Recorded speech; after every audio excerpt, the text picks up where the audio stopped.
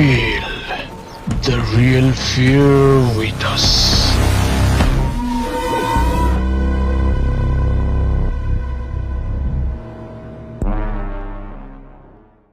প্রিয় লিসেনার্স, আসসালামু আলাইকুম। Feel the real fear with আস।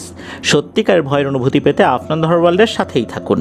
দেশ ও দেশের বাইরে যেখান থেকে আফনান হরর ওয়ার্ল্ডের আজকের হরর নাইটের 116তম এপিসোডের সাথে যুক্ত হচ্ছেন বা পরবর্তীতে হবেন, সকলকে জানাচ্ছি শুভেচ্ছা ও ভালোবাসা। আশা করি সবাই ভালো আছেন, সুস্থ আছেন। প্রিয় লিসেনার্স, আজকের এই এপিসোডে আমরা দুটি ঘটনা শেয়ার করব। প্রথম যে ঘটনাটি শেয়ার করব, এই ঘটনাটি আমাদেরকে যিনি পাঠিয়েছেন তার নাম সাব্বির। ওনার বাড়ি নরসিংদী জেলার মনোহরদী উপজেলার চন্দনবাড়ি গ্রামে। উনি চন্দনবাড়ি ইসলামিয়া কামিল মাদ্রাসার আলিম প্রথম বর্ষের স্টুডেন্ট। উনি যে ঘটনাটি পাঠিয়েছেন, এই ঘটনাটি যার সাথে ঘটেছিল তার নাম হচ্ছে জাকির। এই জাকির ভাই উনি যখন 2016 সালে একটা চায়ের দোকানে কাজ করতেন, তখন একটা ভয়ঙ্কর অভিজ্ঞতার মুখোমুখি হন। সেটাই এখন শেয়ার করতে যাচ্ছি। তো চলুন ঘটনায় চলে যাই। জাকির ভাই উনি পারিবারিকভাবেই অত্যন্ত দরিদ্র পরিবারের একজন মানুষ। ওনাদের নিজেদের কিন্তু কোনো বসত ভিটা ছিল না, অন্যের এক চায়ের দোকানে কাজ করতেন। উনি প্রায় রাত 11টা পর্যন্ত ওই চায়ের দোকানে কাজ করতেন। এরপর ওনাকে এগিয়ে নেবার জন্য ওনার বৃদ্ধ বাবা আসতেন। তবে সবসময় যে উনি আসতেন বিষয়টা এরকম না, মাঝে মাঝে গ্যাপও যেত। তো যখন ওনার বাবা আসতে পারতেন না, উনি একাই চলে যেতেন। ওনার বাবা মূলত এগিয়ে আসতেন যে ছেলেটা রাতের বেলা একা একা হেঁটে আসবে, আমিও যাই, হাঁটতে হাঁটতে যাই, ছেলেটার সাথে গল্প করতে করতে আসি। আবার দেখা যাচ্ছে দোকান গুছিয়ে সেগুলো আবার সব কিছু রেখে দোকান বন্ধ করতেও তো সময় লাগে। উনি আগে গেলে একটু হেল্প হলো আর কি, এই জন্য ওনার বাবা এগিয়ে যেতেন। ঘটনার সময়কাল তো 2016। তখন জাকির ভাইয়ের বয়স 23-24 এরকম হবে। জাকির ভাইয়ের উচ্চতা খুব বেশি না, 5 ফুট 2 ইঞ্চির মতো। ওনার চেহারা সুন্দর, গায়ের রং শ্যামলা। উনি ওই সময় মনোহরদী হসপিটালের সামনে একটা চায়ের দোকানে কাজ করতেন। পরিবারে 2 ভাই 2 বোন, মা বাবা আছে। জাকির ভাই ছিলেন সবার ছোট। সকাল 10টায় দোকানে যেতেন আর রাত 11টা বেজে যেত বাড়িতে ফিরতে ফিরতে। তো যেই রাত্রে ঘটনা ঘটে, ওই রাতও প্রায় 11টা বেজে গেছে। ওই রাতে আবার একটু কাস্টমার বেশি এসেছিল চা খাবার জন্য। তো উনি সব কিছু গুছিয়ে নিতে নিতে 11টা প্লাস হয়ে গেছে। চিন্তা করলেন যে আজকে তো আমার আব্বা আসলো না, কি আর করা, একাই যাই। যেহেতু রাত হয়ে গেছে, উনি চিন্তা করলেন যে একটা কাজ করি, মেইন রাস্তা দিয়ে না গিয়ে শর্টকাট ওয়েটা ধরি। শর্টকাট ওয়ে ধরলে তাড়াতাড়ি বাসায় চলে যেতে পারবো। উনি শর্টকাট রাস্তা ধরলেন। ওনার ওই বারটি মনে আছে, বারটা ছিল বৃহস্পতিবার, সময়টা ছিল শীতকাল, ডিসেম্বরের শেষ দিকে অথবা জানুয়ারির শুরুর দিকে হতে পারে। উনি বের হয়েছেন। বের হতে হতে তারপর একটু সময় লেগে গেছে, যেহেতু চায়ের দোকানে দেখা যাচ্ছে যে বেশ কিছু বাসনপত্র থাকে, এগুলো আবার পরিষ্কার করেই আসতে হয়, কিছু আবার পানিতে ভিজিয়ে রাখতে হয়, পরের দিন সকালে এসে সেগুলো আবার পরিষ্কার করতে হয়। তো উনি এগুলো করে বের হয়েছেন। বের হওয়ার পর উনি তো শর্টকাট রাস্তা ধরেছেন। শর্টকাট রাস্তাটা ছিল মাঠের ভেতর দিয়ে। ওখান থেকে ওনার বাড়িতে যেতে পায়ে হেঁটে হয়তো বা ম্যাক্সিমাম আধা ঘন্টার মতো লাগতে পারে, আর মেইন রাস্তা দিয়ে গেলে আরও বেশি লাগে আর কি। তো উনি যাচ্ছেন, প্রথম দিকে কোনো সমস্যা হয়নি। এরপরে উনি এমন একটা জায়গায় চলে আসেন, মাঠের ওই জায়গাটাতে কোনো ফসল হয় না, কোনো একটা অজ্ঞাত কারণে ওখানে ফসল হয় না, ওই মাঠ বা ক্ষেত পরিত্যক্ত হয়েই আছে। তো ওই দিক দিয়ে যখন উনি হেঁটে আগাচ্ছিলেন, হঠাৎ করে পেছন থেকে কেমন যেন খচমচ আওয়াজ আসে। উনি চিন্তা করলেন কোনো লোক আসছে কি না, আসলে তো ভালোই হয়, গল্প করতে করতে চলে যাই। উনি কোনো ধরনের কোনো ভয়ের কথা চিন্তা না করে পেছন দিকে তাকিয়েছেন। যেই না পেছন দিকে তাকিয়েছেন, উনি দেখেন 3টা কুকুরের মতো অবয়ব। দেখতে অনেকটা কুকুরের মতোই মনে হচ্ছে, তবে এটা যে এক্স্যাক্ট কি এটা বোঝা যাচ্ছে না। এই 3টা অবয়ব কালো কুচকুচে, চোখ দুটো লাল টকটকে জলজল করছে। আর সবচাইতে ভয়ঙ্কর ব্যাপার হচ্ছে, এই 3টা অবয়বেরই মাথার উপরে কালো ধোয়ার কুণ্ডলী রয়েছে। এই জিনিসটা আস্তে আস্তে ওনার দিকে এগিয়ে আসছে। এটা দেখে তো উনি ভয় পেয়ে গেছেন। তবে ভয় পেলেও উনি চিন্তা করেছেন যে এই তিনটা তো ওনাকে আক্রমণ করতে পারে। যেহেতু উনি মাঠের ভেতরে ছিলেন, ওখানে শুকনো মাটির যে সমস্ত ঢিলগুলো ওগুলো তো ছিল, উনি ওই ঢিলগুলো তুলে এদেরকে তাড়া করেছেন। উনি চিন্তা করেছেন যে এগুলো ধরলে তার বাঁচতে পারবো না, সুতরাং বাঁচার জন্য শেষ চেষ্টাটা করি। তবে উনি দেখলেন ওনার চেষ্টা ঠিক মতো সফল হয়েছে। উনি সফল হয়েছেন বলতে এই যে অবয়বগুলো এগুলো মনে হলো উল্টো দিকে ঘুরে দৌড়ে পালিয়ে গেল। উনি চিন্তা করেন, যাক আল্লাহ বাঁচিয়েছেন, এগুলো তো চলে গেছে, এখন দ্রুত এখান থেকে বের হই। উনি দিয়েছেন বাড়ির দিকে এক দৌড়। উনি বাড়ির কাছাকাছি তখনও আসেন নাই, হয়তো বা আর 5 মিনিটের দূরত্বে আছেন। ওই জায়গাতে বাঁশঝাড় পড়ে। ওই বাঁশঝাড় দিনের বেলাতেও দেখা যাচ্ছে যে লোকজন আসে না তা না, তবে বাঁশঝাড়ের বাঁশগুলো এত ঘন, বাঁশের পাতাগুলো এত ঘন যে সূর্যের আলো ঠিকঠাক মতো পড়ে না। আর ওই রাতের বেলা আসছেন, উনি আগাচ্ছিলেন, ওনার কাছে একটা ছোট্ট টর্চ লাইটও ছিল। আগাচ্ছেন, ওই পাশে একটা ডোবা আছে। মূলত ডোবাটা এই কারণে তৈরি হয়েছে, অনেকেই নিজেদের যে ভিটার যে মেইন যে মাটি, অর্থাৎ আমরা যে বেড়াটা লাগাই, বেড়ার নিচে যে মাটিটা দেই, মেঝে যেটাকে আমরা বলি আর কি, তো এই মেঝে তৈরি করার জন্য কিন্তু মাটি লাগে। গ্রাম দেশে এটাকে ডোয়াও বলে। এটার জন্য মাটি লাগে। অনেকে কি করে ওখান থেকে মাটি তোলে, যার কারণে ওখানে একটা বেশ গভীর ডোবার সৃষ্টি হয়েছে। পুকুরও বলা যাবে না, ডোবাই বলতে হবে। ছোট্ট তবে বেশ গভীর। মানুষ আবার কি করে বিভিন্ন ধরনের ময়লা আবর্জনাও ওই ডোবার সাইডগুলোতে ফেলে। উনি ওদিক দিয়ে যখন আসছিলেন, হঠাৎ করে ওই ডোবার ভেতর থেকে চিৎকার চেঁচামেচির আওয়াজ, মনে হচ্ছে 2জন মহিলার আওয়াজ শোনা যাচ্ছে। উনি তো দ্রুত ওদিকে এগিয়ে গেছেন, চিন্তা করেছেন যে কেউ বিপদে পড়েছে। উনি ওদিকে যখন গিয়েছেন, টর্চ লাইট যখন ধরেছেন, উনি দেখতে পান যে 2টো মধ্যবয়স্ক মহিলা এই ডোবার পানিতে হাবুডুবু খাচ্ছে এবং বলছে, বাঁচাও বাঁচাও, তাড়াতাড়ি আমাদেরকে উঠাও। উনি খেয়াল করলেন যে একটা অবয়বের শরীরে লাল শাড়ি, আর একটা অবয়বের শরীরে হলুদ শাড়ি। উনি টর্চ লাইট মেরেছিলেন তো, যার কারণে এই শাড়িগুলোর রং উনি বুঝতে পেরেছিলেন। তখন একটা অবয়ব বলছে যে, ভাই আমাদেরকে একটু তাড়াতাড়ি টেনে তোলেন, আমরা তো পানিতে ডুবে যাচ্ছি। এখন একটা মানুষ পানিতে ডুবে যাচ্ছে, কিভাবে এখানে আসলো, পানির ভিতরে কিভাবে পড়লো, এই অবস্থায় তো এই ধরনের প্রশ্ন করাটা অবান্তর। উনি চিন্তা করলেন আগে পানি থেকে টেনে তুলে তারপর না হয় প্রশ্ন করা যাবে, কারণ এত রাতের বেলা এখানে পানির মধ্যে কিভাবে আসলো। আবার উনি চিন্তা করছেন যে একটু আগে তো 3টা কুকুর আমাকে ধাওয়া করেছে, হতে পারে যে আমার আগে এই 2 ভদ্র মহিলাকে ধাওয়া করেছে, এরা ভয়ে এখানে পড়ে গেছে, এরপর আমি আবার আসছি তখন আমাকে ধাওয়া করেছে, এটাও তো হতে পারে। উনি যেটা করলেন সেটা হচ্ছে যে এক হাতে টর্চ লাইট ধরেছেন, বাঁ হাতে, তারপর ওনার ডান পাটা একটু এগিয়ে দিয়ে শরীরটা ব্যালেন্স করেছেন। আবার উনি যেখানে দাঁড়িয়েছেন ওই জায়গাতে অনেকে ময়লা আবর্জনা ফেলে, ওটা কিন্তু মাটি না, অর্থাৎ ওই জায়গাটা কিন্তু একটু নরম, পা দিলে পাটা দেবে যায়, ওইখানে কিন্তু শরীরের ব্যালেন্স রাখাও কঠিন। তো ওইখান থেকে উনি হাত বাড়িয়ে দিয়েছেন। উনি দেখতে পেলেন ওই মহিলাগুলো আরেকটু তীরে চলে এসেছে, মানে ডোবার একদম কিনারে ওই ময়লার ওই জায়গাটাতে চলে এসেছে। তো উনি হাত বাড়িয়ে দিয়েছেন, আর এক হাতে কিন্তু টর্চ লাইটের আলো ধরে রেখেছেন। যখন উনি হাতটা বাড়িয়েছেন তখন উনি দেখলেন যে ওই যে লাল শাড়ি পরা মধ্যবয়স্ক যে মহিলাটা, সে ওই পানির ভেতর থেকে খপ করে তার হাতটা ধরেছে। হাতটা ধরে এমন একটা হেঁচকা টান দিয়েছে, উনি শরীরে আর ব্যালেন্স রাখতে পারেন নাই। কেননা উনি যেই জায়গাটাতে দাঁড়িয়েছিলেন ওই জায়গাটা তো নরম, দেখা যাচ্ছে বিভিন্ন জায়গায় যদি ময়লা আবর্জনা ফেলা হয় ওটা তো সলিড মাটি না, যার কারণে ওখানে দাঁড়িয়ে শরীরের ব্যালেন্স রাখাও কঠিন। উনি ওই হ্যাচকা টানে পুকুরের মধ্যে পড়ে গেছেন। তখন উনি তো বাঁচার জন্য চেষ্টা করছেন। ওনার কাছে মনে হচ্ছিল যে এই মহিলাটা ডুব দিয়ে তার পা ধরে টেনে নিয়ে যাওয়ার চেষ্টা করছে। উনি অনেক কষ্টে মাথাটাকে ভাসিয়ে রেখেছেন। তখন মনে হলো কেউ একজন ফিস ফিস করে কিছু একটা বলছে। তখন কিন্তু উনি আর 2টা অবয়ব দেখেন নাই, উনি একটা অবয়ব দেখেছেন, অর্থাৎ ওই কালো শাড়ি পরা, না সরি লাল শাড়ি পরা যে অবয়বটা ওইটাকে দেখেছেন, কিন্তু হলুদ শাড়ি পরা যেটা ওটাকে উনি আর দেখেন নাই। তখন উনি চিন্তা করেন হয়তো বা এটা উঠে চলে গেছে। উনি তো বাঁচার চেষ্টা করছেন, একটা পর্যায়ে মনে হলো যে এই জিনিসটা তাকে ছেড়ে দিয়েছে। উনি তো বেশ মানে ভয় পেয়ে ওখান থেকে উঠেছেন, উঠে এক দৌড়ে বাড়িতে চলে গেছেন। বাড়িতে চলে যাওয়ার পর চিৎকার চেঁচামেচি শুরু করেছেন।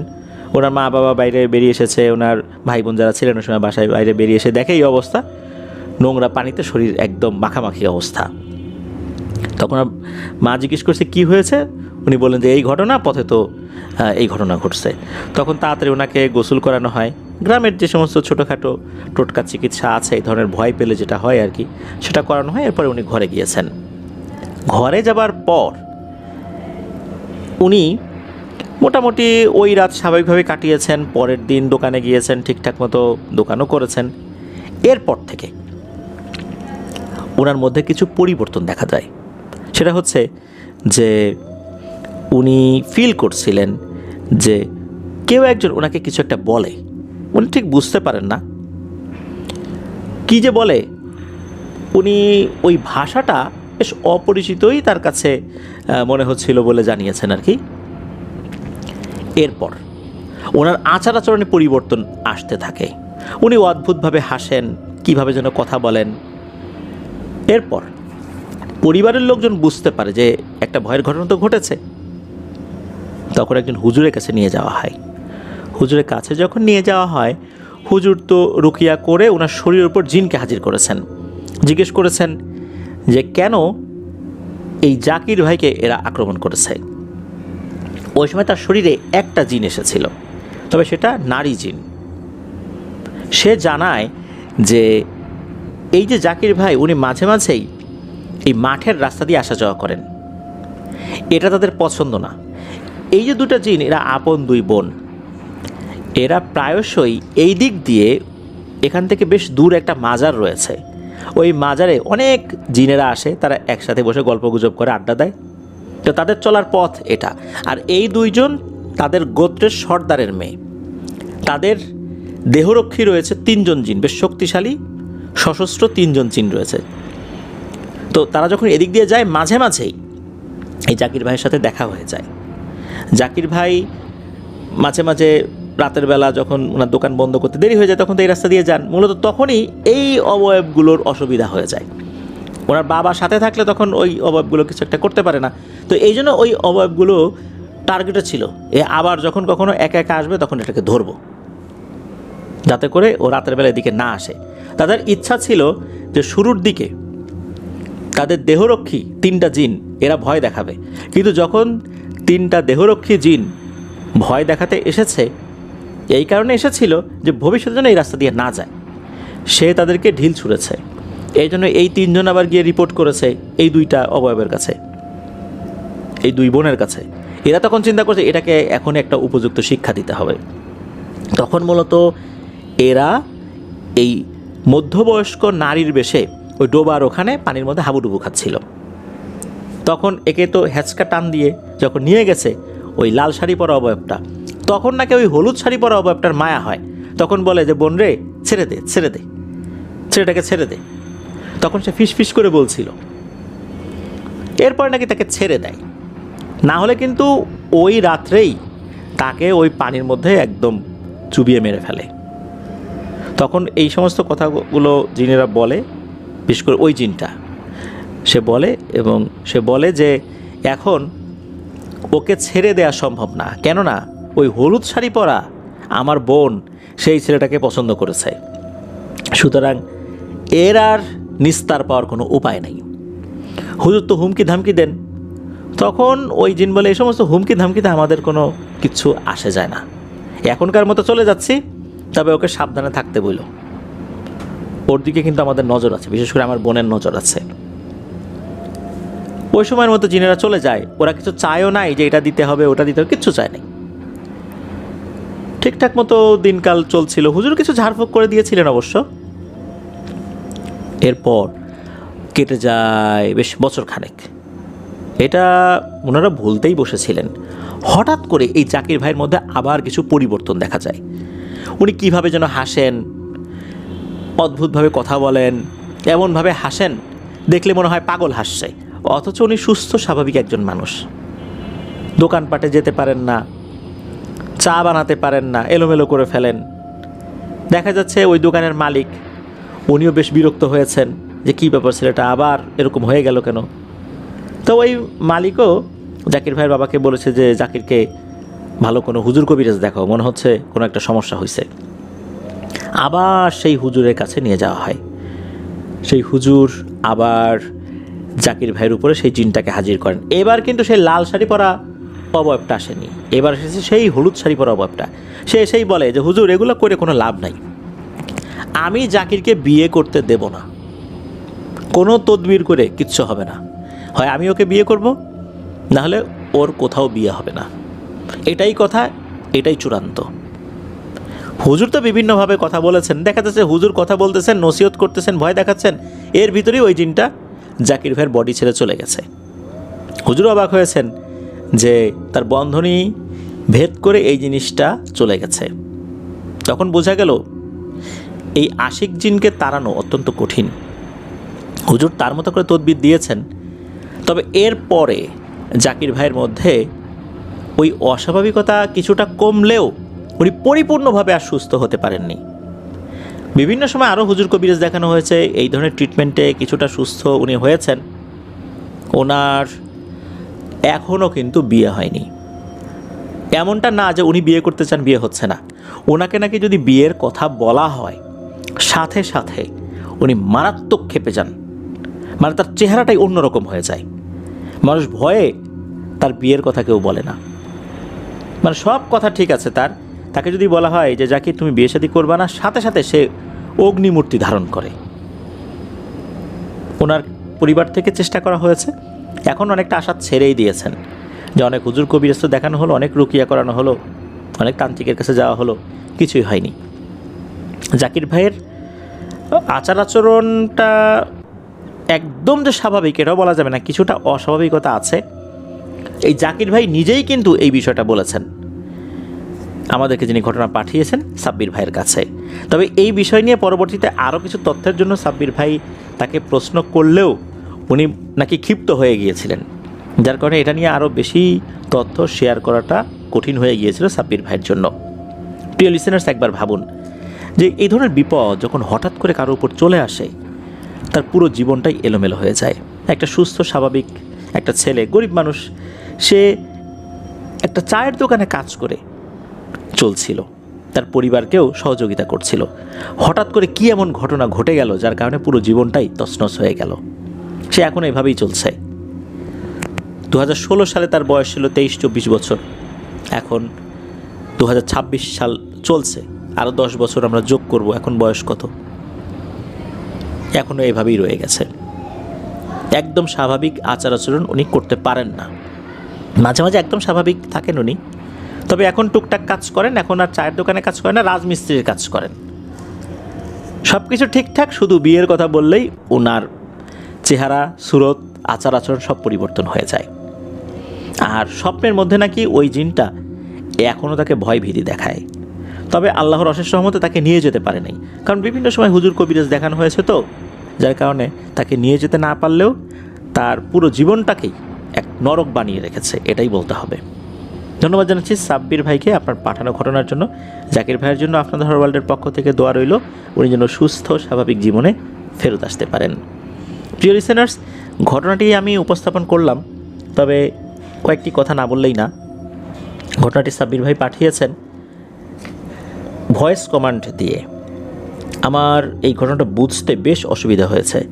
আপনারা অনেকেই ভয়েস কমান্ড দিয়ে ঘটনা পাঠান, পরবর্তীতে এর স্পেলিং বা বানানগুলো কিন্তু আপনারা হয়তো অনেকেই পরিপূর্ণভাবে চেক করেন না। এমন এমন জায়গায় বানানগুলো ওলটপালট হয়ে যায়, বাক্যের মূল অর্থটাই অন্যরকম হয়ে যায়, তখন অনেক কিছু বোঝা যায় না। সেক্ষেত্রে আমরা কিন্তু অনেক ঘটনা রিজেক্ট করে দিই, বাতিল করে দিই, সেটা সিলেক্ট হয় না। এই জন্য আমি অনুরোধ করব যে যারা ভয়েস কমান্ড দিয়ে লেখেন, ফাইনালি ইমেল করার আগে অন্তত বাক্যের যে গঠনটা, বানান, এগুলো যদি আপনারা চেক করে পাঠান তাহলে আমাদের জন্য সুবিধা হয়। এমন এমন কিছু ঘটনা আসে যেগুলো পড়াই যায় না, অথচ ঘটনাটা সুন্দর, এতটুকু বোঝা যাচ্ছে, আমরা কোনোভাবে বুঝতে পারি না এই ঘটনাটা শুরু, শেষ, মাঝে যে মূল থিম, এটা কোনটা। এই জন্য এই বিষয়ে আমরা সবাই একটু খেয়াল রাখব। এত কষ্ট করে পাঠানো ঘটনা, এটা যেন আমাদের এই প্ল্যাটফর্মে প্রচারিত এটা তো আমরাও চাই, আপনারাও একটু খেয়াল করবেন, তাহলে ইনশাল্লাহ সমস্যা থাকবে না। প্রিয় লিসেনার, চলুন চলে যাব আজকের এপিসোডের দ্বিতীয় এবং শেষ ঘটনায়।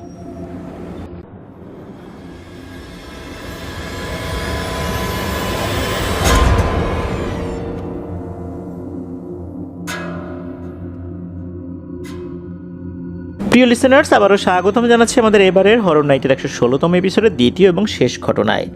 আপনাদের জানাবে আপনাদের সাথে ঘটে যাওয়া সত্য ভয়ের ঘটনাগুলো আমাদেরকে লিখে বা রেকর্ড করে afnanthorwalbd@gmail.com এই ইমেল অ্যাড্রেসে ইমেল করতে কিন্তু ভুলবেন না।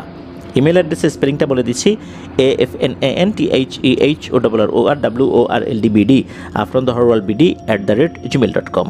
স্পেলিংটাও আমরা আমাদের ভিডিওর ডেসক্রিপশনে দিয়ে রেখেছি, সেখানে গিয়ে স্পেলিংটা চেক করতে পারবেন। প্রিয় লিসেনার্স, এখন যে ঘটনাটি শেয়ার করবে, এই ঘটনাটি আমাদেরকে যিনি দিয়েছেন তার নাম রাকিব হোসেন। ওনার বাড়ি ঢাকা জেলার নবাবগঞ্জ উপজেলার নয়নশ্রী ইউনিয়নের বকচর গ্রামে। ওনার পাঠানো একটি ঘটনা এর আগে আমরা প্রচার করেছি। এই ঘটনাটির শিরোনাম ছিল শেয়ালমুখ। ঘটনাটি যখন প্রচারিত হয় তখন ওনার কাছের কয়েকজন আত্মীয় তাদের কাছে থাকা সত্য ভয়ের ঘটনাগুলো ওনাকে শেয়ার করেন। এর মধ্যে ওনার ভাই এবং ভাইয়ের ওয়াইফ, ছোট ভাই আর কি, তো তারা একটি ঘটনা শেয়ার করেন। মূলত তার ভাইয়ের ওয়াইফ তার সাথেও একটা অংশ ঘটে এবং আরও একটি অংশ ঘটে তাদেরই পরিচিত আরেকজনের সাথে। তো সেই ঘটনাটি মূলত আফনান দ্য হরর ওয়ার্ল্ডে পাঠানোর জন্য উনি রাকিব হোসেন ভাইকে দিয়েছেন। তো চলুন ঘটনায় চলে যাই। যিনি দিয়েছেন ঘটনাটি রাকিব হোসেন ভাইকে, ছোট ভাইয়ের ওয়াইফের নাম হচ্ছে তানজিম। উনিও কিন্তু আফনান দ্য হরর ওয়ার্ল্ডের ঘটনাগুলো রেগুলার শোনেন। এই যে তানজিম আপু, ওনার খালাতো ভাইয়ের নাম হচ্ছে স্পন্দন, আর এই খালাতো ভাইয়ের ওয়াইফের নাম হচ্ছে ফারিহা। মূলত এই যে তানজিম আপু, উনি এই ফারিহার কাছ থেকে আর হচ্ছে স্পন্দন ভাইয়ের কাছ থেকে ঘটনাটি শুনেছিলেন। তো এই যে ফারিহা ভাবির আম্মুর বান্ধবীর মেয়ে, যার নাম হচ্ছে রোজা, একটা অংশ তার সাথে ঘটেছে, আর আরেকটা অংশ ফারিহা ভাবির পরিবার, ফারিহা ভাবি ওনাদের সাথে ঘটেছে। যে স্থানে ঘটেছে সেই স্থানটা কিন্তু বেশ পরিচিত একটা জায়গা। ঘটনাটি ফারিহা ভাবির বিয়ের আগে ঘটেছিল। ওই সময় ফারিহা ভাবির বাসা ছিল নারায়ণগঞ্জে। নারায়ণগঞ্জে তার পরিবারের সাথেই তার বেড়ে ওঠা। ফারিহা ভাবির আরও দুজন বোন রয়েছে, অর্থাৎ ওনারা 3 বোন 1 ভাই, মোট 4 ভাই বোন। ভাই বোনদের মধ্যে ফারিহা ভাবি সবার ছোট এবং আদরের। 2016 সাল, ফারিহা ভাবি তখন ক্লাস 6-এ পড়তেন। তখন নারায়ণগঞ্জ জেলার পাগলার নূরবাগ নামক স্থানে একটি বাসায় ওনারা ভাড়া থাকতেন। ওনারা যে বাসায় ভাড়া থাকতেন সেই বাসাটা ছিল ওয়ালশেড আর কি। তো বিল্ডিং করলে উপরে যেমন ঢালাই দেওয়া হয়, উপরে ঢালাইয়ের পরিবর্তে ছিল টিন। ওয়াশরুম ছিল ঘরের বাইরে। তখন বাড়ির পাশে একটি ছোট মসজিদ ছিল, নাম নূরবাগ জামে মসজিদ। 2016 সালের সেপ্টেম্বর মাসে মসজিদটি ভেঙে আরও বড় করা হয়। ওখানকার লোকমুখে শোনা যেত অনেক বছর আগে কোনো এক বড় বুজুর্গ ব্যক্তি অনেকগুলো দুষ্টু জিনকে কোনো একটি পাত্রে বন্দি করে এই যে মসজিদ, এই মসজিদটি করার আগে এখানে একটা ফাঁকা জায়গা ছিল, সেখানে পুঁতে রাখে। এই জিনগুলো ওই এলাকাতে বেশ তাণ্ডব চালাতো, কারো কথা শুনতো না, মানুষদেরকে বিরক্ত করত। এরপর মূলত ওই বুজুর্গ ব্যক্তি এই ভয়ঙ্কর পদক্ষেপটা নিতে বাধ্য হন। কিন্তু যখন পূর্বের মসজিদটি ভেঙে নতুন করে মসজিদটির আরও সম্প্রসারণ করা হয়, তখন তো আরও কিছু জায়গায় খনন করা হয়, তখন হয়তোবা ওই জিনগুলো মুক্তি পেয়ে গিয়েছিল। এরপর থেকে নাকি আশেপাশে আবার ওই সমস্যা শুরু হয়ে যায়। এই মসজিদের আশেপাশের এলাকাতে যে সমস্ত ঘরবাড়িগুলো ছিল সেখানে জিনেদের উপদ্রব বেড়ে যায়। ফারিহা ভাবিদের বাসায় ভয়ঙ্কর ঘটনা ঘটতে শুরু করে। ওনারা ওই বাড়িতে 5টি ফ্যামিলি মিলেমিশে বসবাস করতেন। অনেকের সাথেই নাকি টুকটাক ভয়ঙ্কর ঘটনা ঘটে, কিন্তু সবচেয়ে বেশি প্রভাব পড়ে ফারিহা ভাবি এবং ওনার আম্মুর বান্ধবীর মেয়ের উপরে, যার নাম হচ্ছে রোজা। তো তারাও কিন্তু ওই একই বিল্ডিং বলতে এটা তো আসলে চতুর্দিকে ওয়াল, উপরে টিন। তো ওইখানে বেশ কয়েকটা পরিবার তো আছে, 5টা পরিবার। তো তার মধ্যে একটা পরিবার ওনারা, অর্থাৎ এই যে ফারিহা ভাবির আম্মুর বান্ধবীর পরিবার আর কি। তো এই যে রোজা, সে কিন্তু ওই সময় ক্লাস 6-এ পড়তো, অর্থাৎ এই ফারিহা ভাবির সমবয়সী ক্লাসের আর কি। একদিন রাতে রোজা ঘুম থেকে উঠে ওয়াশরুমে যাওয়ার জন্য, যখন রোজা ওয়াশরুমে যাওয়ার জন্য বাইরে গিয়েছে, তখন রোজা চিৎকার দিয়ে ওখানে অজ্ঞান হয়ে পড়ে যায়। সবাই রোজার চিৎকার শুনে বাইরে গিয়ে দেখে সে অজ্ঞান হয়ে পড়ে আছে। সবাই তাকে রুমে নিয়ে আসে। সকালবেলা রোজার জ্ঞান ফেরে। রোজার আম্মু রোজাকে জিজ্ঞেস করে যে কী কারণে সে চিৎকার দিয়েছে, আর কেনই বা সে অজ্ঞান হয়ে গিয়েছিল। তখন রোজা বলে সে যখন ওয়াশরুমের দিকে যাচ্ছিল, তখন ওয়াশরুমের সামনে অদ্ভুত আকৃতির একটি অবয়বকে দাঁড়িয়ে থাকতে দেখে। এই আকৃতিটা এতটাই ভয়ঙ্কর ছিল যে রোজা, সে তো ছোটো মানুষ, ক্লাস 6-এ পড়ে, কতই বা বয়স, সে মারাত্মক ভয় পেয়ে যায়, ওখানেই চিৎকার দিয়ে অজ্ঞান হয়ে পড়ে যায়। তখন রোজার আম্মু রোজাকে বলে, এগুলো কিছু না, তোমার মনের ভুল, তোমার চোখে তো ঘুম ছিল, সময় ঘুম ঘুম চোখে উঠে চলে গেছো, এই কারণে হয়তো উল্টাপাল্টা কিছু দেখেছো। এর কিছুদিন পর রোজার পরীক্ষা শুরু হয়। পরীক্ষার সময় রোজা কী করতো, অনেক রাত জেগে তাদের বাসার যে বারান্দা রয়েছে সেখানে বসে লেখাপড়া করত। একদিন রাত জেগে বারান্দায় বসে পড়ছিল রোজা, তখন হঠাৎ করে রোজা এক ভয়ঙ্কর ডাক শুনে চমকে ওঠে। রোজা তখন চিন্তা করে কী ব্যাপার, এভাবে কে ডাকলো। রোজা তখন কি করে, একা একা বাইরে যায় দেখতে যে কে তাকে ডাক দিল, কিন্তু রোজা কাউকেই দেখতে পায় না। তখন চারপাশ ছিল একদম নিস্তব্ধ। এরপর ঘটে আরও একটি ঘটনা। রোজা যখন আবার বারান্দায় যাবার জন্য সামনে এক পা দিয়েছে, তখন তার কানে ফিসফিস করে কেউ একজন ভয়ঙ্কর কণ্ঠে তার নাম ধরে ডাকে, এই রোজা, এইভাবে ডাকে কিন্তু ফিসফিস করে। রোজা এই কণ্ঠ শোনার পর এক দৌড়ে ঘরের ভিতরে এসে দরজা বন্ধ করে দেয়। এই ঘটনার পরদিন থেকে রোজার শরীর খুবই দুর্বল হয়ে পড়ে, অর্থাৎ রোজা মারাত্মক অসুস্থ হয়ে পড়ে, প্রচণ্ড জ্বর আসে, আর রাত হলে প্রচণ্ড চিৎকার করতো, আর ঘুমের মধ্যে অচেনা এক ভাষায় কথা বলতে শুরু করে রোজা। মানে এই ভাষা অন্য কোনো দেশের ভাষা হতে পারে বা অন্য কোনো অঞ্চলের ভাষা হতে পারে, তবে সেটা যে বাংলা ভাষা না এটা নিশ্চিত, বা বাংলাদেশের কোনো অঞ্চলে এই ধরনের লোকাল ল্যাঙ্গুয়েজও ইউজ করা হয় না। এগুলো দেখে রোজার আম্মু রোজাকে হসপিটালে নিয়ে যায়। ডাক্তার সব ধরনের পরীক্ষা নিরীক্ষা করে বলেন রোজার কোনো রোগ নেই, শারীরিক বড় কোনো সমস্যাও নেই, এটি হয়তো অতিরিক্ত রাত জেগে লেখাপড়ার কারণে হচ্ছে। ডাক্তার কি করেন, কিছু ওষুধ দিয়ে বলেন যে এই ওষুধগুলো ঠিকঠাক মতো খাওয়ালে সে ঠিক হয়ে যাবে। এরপর ডাক্তার তাদেরকে বাসায় পাঠিয়ে দেন। বাসায় ফেরার পর থেকে রোজার অবস্থা আরও খারাপ হতে থাকে। ওষুধ খাওয়ার পরও সে রাতে ঠিকমতো ঘুমাতে পারতো না। মাঝরাতে হঠাৎ করে ঘুম থেকে উঠে বসতো এবং বসে দরজার দিকে তাকিয়ে থাকতো এবং দেখতো সেখানে একটি কালো অবয়ব দাঁড়িয়ে তার দিকে নাকি তাকিয়ে আছে। রোজা ভয়ে ভয়ে বলতো, কে ওখানে, ওখানে কে দাঁড়িয়ে আছে। তার পরপরই নাকি ওই অবয়বটি চলে যেত। তো এরকম কিন্তু কয়েক রাত ঘটেছে। এক রাতে এরকম ঘটনা ঘটে। এর পরের দিন সকালবেলা এই বিষয়টা আবারও বলে, অর্থাৎ যে কয়েকবার ঘটেছে সে তো তার পরিবারকে বলেছে, আবারও যখন বলে তখন তার মা তার মেয়ের এটা কোনো মানসিক সমস্যা না ভেবে দ্রুত ওখানকার এক হুজুরের কাছে নিয়ে যান। হুজুর রোজাকে দেখেই বুঝে যান যে তার উপর কোনো খারাপ জিনের নজর পড়েছে। এরপর হুজুর রোজাকে কিছু সূরা পড়ে ঝাড়ফুঁক করে দেন, পানি পড়া, তারপর কালো জিরা, এগুলো সহ আরও 3টি তাবিজ দেন এবং বলেন এই পানি পড়া আর কালো জিরা খাওয়াতে তাবিজটা সবসময় সাথে রাখতে, ইনশাল্লাহ সব ঠিক হয়ে যাবে। এর কিছুদিন পর থেকে রোজা ধীরে ধীরে সুস্থ এবং স্বাভাবিক হতে থাকে আল্লাহর রহমতে। এরপর অনেক দিন কেটে যায়। রোজা পরীক্ষায় পাশ করে ক্লাস 7-এ ওঠে। এরপরে রোজার সাথে আর তেমন কোনো ঘটনা ঘটেনি আল্লাহর রহমতে, আলহামদুলিল্লাহ। এবার আসি ঘটনার দ্বিতীয় অংশে। এই ঘটনার কিছুদিন পর স্পন্দন ভাইয়ের ওয়াইফ ফারিহা ভাবির যিনি বড় ভাই, যার নাম হচ্ছে নাহিদ, তার সাথে একটি ঘটনা ঘটে। একদিন রাতে সবাই যখন ঘুমাচ্ছিল, রাত তখন আনুমানিক 2টোর মতো বাজে, এই ফারিহা ভাবির মায়ের কণ্ঠে কে যেন ফারিহা ভাবির বড় ভাইয়াকে ডাক দেয়। নাহিদ ভাইয়ের ঘুম হালকা ছিল, যার জন্য সে 1-2 বার ডাক দেয়াতেই ঘুম থেকে উঠে পড়ে। সে ঘুম ঘুম চোখে শোনে যে তার মায়ের কণ্ঠে তাকে ডাকছে, এই নাহিদ ওঠ, নাহিদ ঘুম থেকে ওঠ, আর কত ঘুমাবি, উঠে দোকান খুলতে যা। বলে রাখা ভালো, ফারিহা ভাবির বাবা কিন্তু ব্যবসায়ী ছিলেন। নাহিদ ভাইয়ের মায়ের কণ্ঠে ডাক দিয়ে বলছে তোর বাবা শরীর অসুস্থ, সে আজ দোকান খুলতে পারবে না। এরপর যখন নাহিদ ভাই দরজা খুলে বাইরে বের হয়েছে, ঘুম চোখেই দেখে তার মায়ের মতোই দেখতে একজন তার সামনে দাঁড়িয়ে আছে। নাহিদ ভাই বলেন, কি ব্যাপার মা, এত টাকাটাকি করছো কেন? তখন তার মা বলে, যা দোকানে যা, তোর বাবা অসুস্থ। এরপরে নাহিদ ভাই যখন দোকানের চাবি হাতে নিয়ে বের হচ্ছিল, তখন সে খেয়াল করে মেইন গেটে তখনও তালা দেয়া। ওদিকে নাহিদ ভাইয়ের মা বলছিল যে যা গেটের চাবি নিয়ে আয়। এরপর যখন নাহিদ ভাই চাবি নিতে তাদের ঘরে যাচ্ছিল, তখন সে খেয়াল করে তার মা বাবার ঘরের দরজা এখনও বন্ধ। এর মানে তার মা বাবা তখন ঘুমাচ্ছিলেন।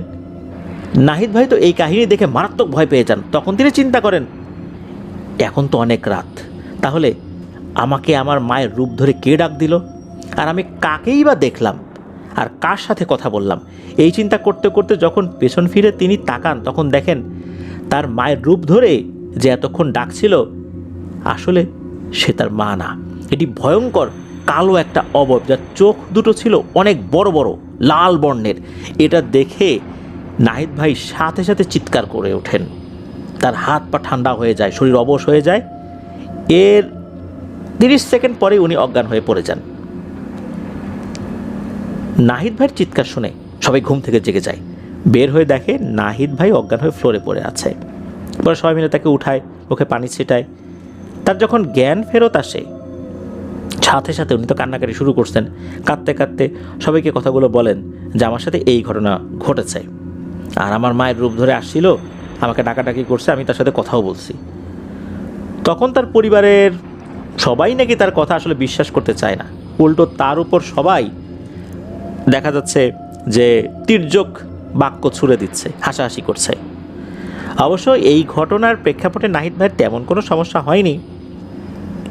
এর কিছুদিন পরে ঘটে আরেকটি ঘটনা। এই যে ফারিহা, এই ফারিহা ভাবির বড় বোন, যার নাম হচ্ছে নাহিদা, এই নাহিদা আপুর সাথে একটি ভয়ঙ্কর ঘটনা ঘটে। একদিন রাতে সবাই ঘুমিয়েছিল। ফারিহা ভাবির বড় বোন নাহিদা আপু তিনিও ঘুমিয়েছিলেন। ঘুমের মধ্যে অনেক ভয়ঙ্কর একটি স্বপ্ন দেখে জেগে ওঠেন। তখন তিনি ওনার ফোনে যখন সময় দেখছেন, তখন উনি দেখেন রাত 2:12 কি 15 এরকম বাজে আর কি। এরপর উনি চিন্তা করে আরেকটু ফোন চালাই। কিছুক্ষণ ফোন চালিয়ে 2:45 কি 47-এর দিকে চোখ বন্ধ করে ঘুমানোর চেষ্টা করেন, ঘুমিয়েও যান। এর কিছুক্ষণ পর রাত যখন 3টা সামথিং বাজে আর কি, হঠাৎ করে নাহিদা আপুর ঘুম ভাঙে। তিনি ওনার বুকের উপর কোনো কিছুর একটা উপস্থিতি টের পান। তিনি যা দেখেন তা দেখার জন্য উনি মোটেও প্রস্তুত ছিলেন না। উনি দেখতে পান তার বুকের উপর অদ্ভুত আকৃতির একটি বাচ্চা অবয়ব বসে আছে। আর বসে বসে সে কী করছে, এই নাহিদা আপুর 2 গালে জোরে জোরে চট দিচ্ছে। তিনি এই অবস্থায় মারাত্মক ভয় পেয়ে যান। উনি ওনার শরীর নাড়াতে পারছিলেন না। তিনি বুঝতে পারেন তার শরীর শক্ত হয়ে গেছে, উনি নড়তেই পারছেন না। কথা বলার চেষ্টা করছেন কিন্তু কথাও বলতে পারছেন না। তখন মনে মনে তিনি আল্লাহর নাম নিতে থাকেন এবং সূরা পড়তে থাকেন। এরপর হঠাৎ করে সেই বাচ্চা অবয়বটি অদৃশ্য হয়ে যায়। এর কিছুক্ষণ পর তিনি স্বাভাবিক হন। স্বাভাবিক হওয়ার পর নাহিদা আপু সাথে সাথে তার মাকে কল দেন। কাঁপা কাঁপা গলায় তার মাকে তার রুমে আসতে বলেন। তখন ফারিহা ভাবির বাবা মা দুজনই ঘরে আসেন এবং দেখেন এই নাহিদা আপুর 2 গালে 2 হাতের দাগ লাল হয়ে আছে এবং অস্বাভাবিকভাবে তার গালের যে দুপাশ ফুলে গেছে। ওনার মা বাবা তখন জিজ্ঞেস করেন কী হয়েছিল, তখন উনি বলেন যে এই ঘটনা ঘটছে। তখন ওনার মা বাবারও বেশ মনের মধ্যে ভয় সৃষ্টি হয়। এর আগে নাহিদ ভাইয়ের সাথে ঘটনা ঘটেছে, এখন দেখা যাচ্ছে যে নাহিদা আপুর সাথেও ঘটনা ঘটছে। তখন ফারিহা ভাবির মা ফারিহা ভাবিকে ঘুম থেকে জাগান এবং নাহিদা আপুকে তার বাবার কাছে গিয়ে শুতে বলেন। এরপর যখন নাহিদা আপু ওনার বাবার রুমে যাচ্ছিলেন, হঠাৎ করে কোথা থেকে একটা শীতল বাতাস এসে এই ফারিহা ভাবির শরীরে এসে লাগে।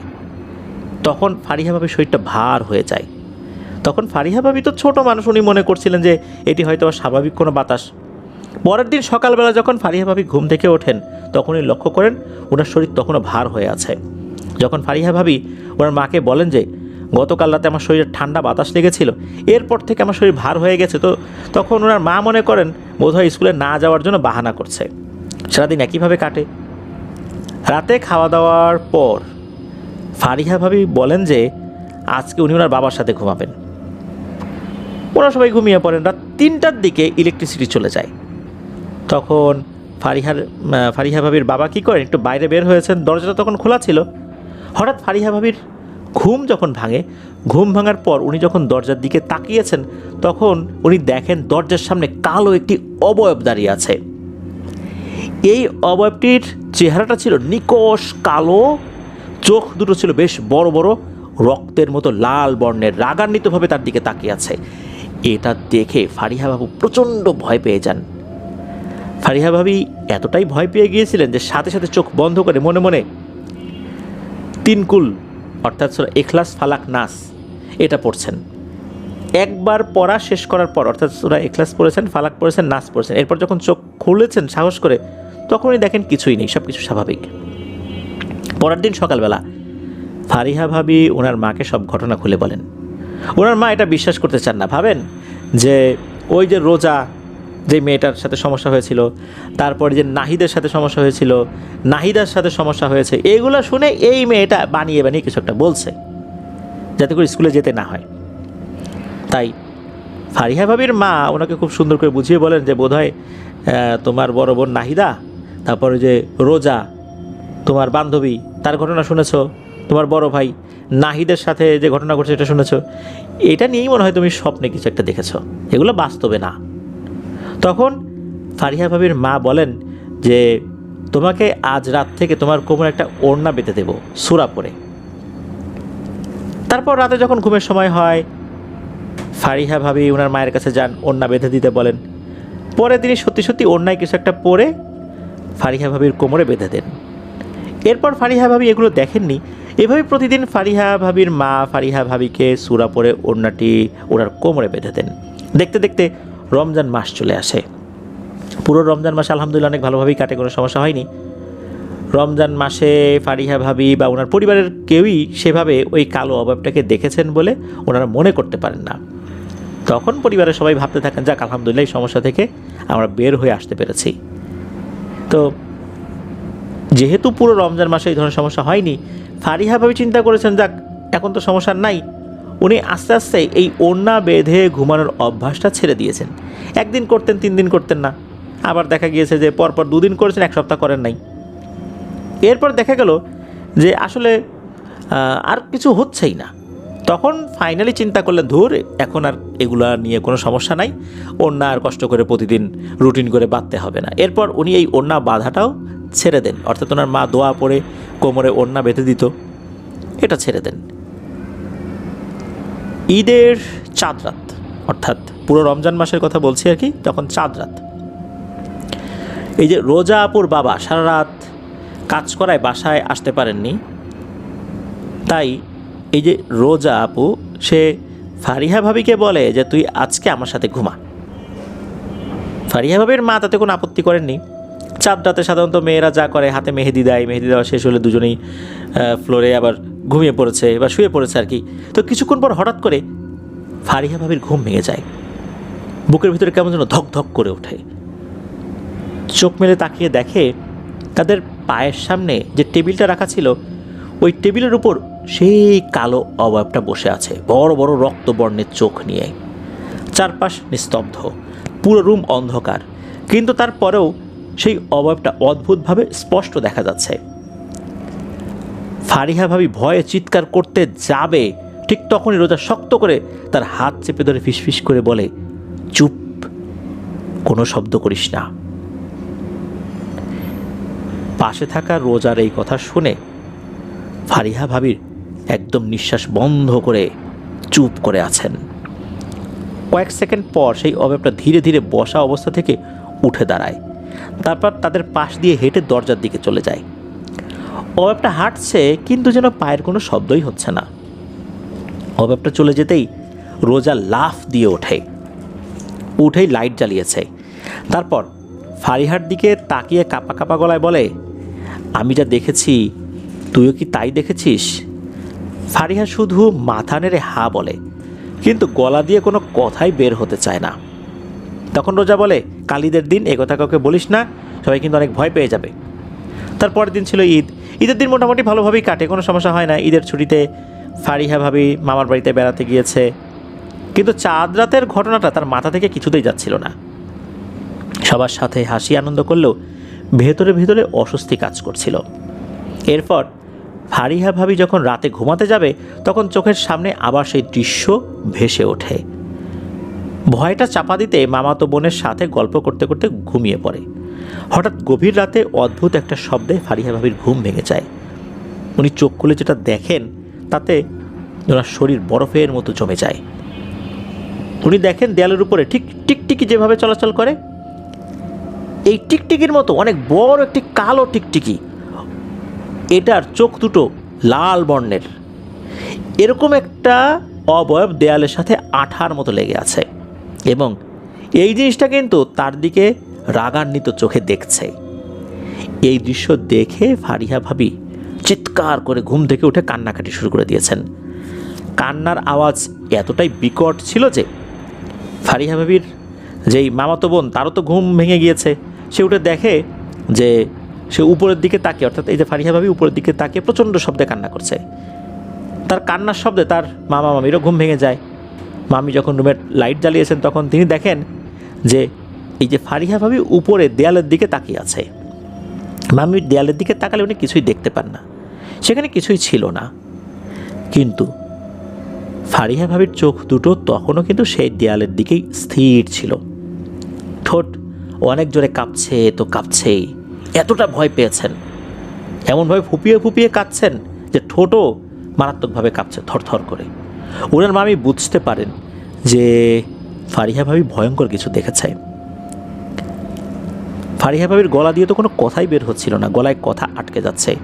তখন মামি সাথে সাথে ওনাকে শক্ত করে ধরে সূরা পড়ে তার শরীরে ফু দিতে থাকেন। এভাবে অনেকক্ষণ কেটে যাওয়ার পর ফজরের আজান দেয়, এরপর সব স্বাভাবিক হয়ে যায়। ফারিহা ভাবিকে পরের দিন সকালবেলা মামি জিজ্ঞেস করেন রাতে কি হয়েছিল।